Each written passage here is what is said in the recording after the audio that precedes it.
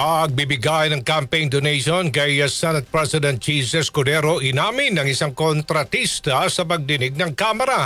Rajuman Grace Mariano sa balita.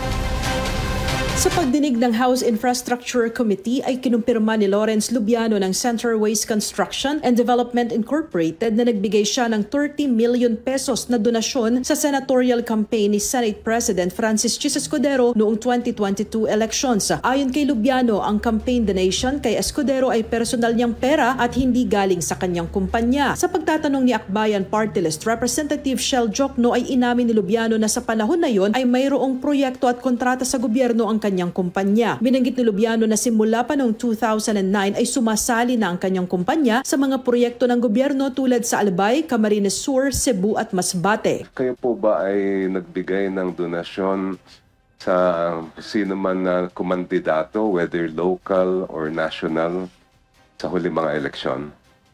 2022, Your Honor? Yes. Yes po, Your Honor. Kanino po yon? Kay Senator Cheese po. Escudero. Senator Cheese Escudero. Yes po. Aside from Senator Escudero, may I know if there have been other candidates for either national or local positions that you gave donations to? Wala na po, Your Honor. And more or less, magkano po daw ang inyong na-donate sa kampanya ni Senator Cheese? 30 million po, Your Honor. 30 million pesos, yes. Yes, This was during the time that you already had government projects. That right? Ano po? Sorry, Your Honor.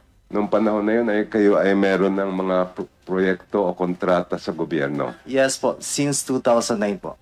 Dagdag pa ni Lubiano, simula noong 2022 hanggang ngayon ay nasa 80 proyekto na ang kanilang napanalunan sa bidding, na karamihan o nasa 30 ay nasa Sorsogon, Bicol. Inamin din ni Lubiano na may kamag-anak siyang nanunungkulan bilang alkalde at konsehal sa Sorsogon City. Ang Centerways Constructions ay kabilang sa 15 contractors na nakakopo ng maraming flood control projects sa bansa. Kasama mo sa DCXL RMN Manila, Rajuman Grace Mariano, Tatak RMN.